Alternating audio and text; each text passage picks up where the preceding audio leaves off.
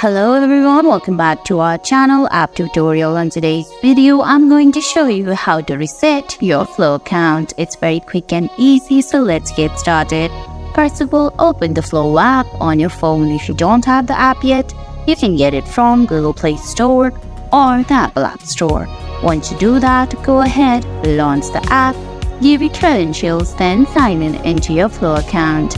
Now on the screen, you can see options like Today, Insights, Secret Chats, Messages and Partner at the bottom of the screen, while on the top left corner you're going to find an user icon. Tap on it, then scroll down. Once you scroll down, you're going to find Privacy Settings on the screen.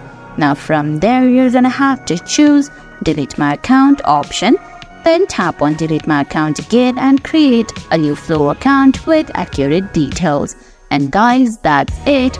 That's how you reset your Flow account. I hope you found this video helpful. If you did, please give it a thumbs up, leave a comment, subscribe to our channel and hit that bell icon. See you in the next video. Thanks for watching.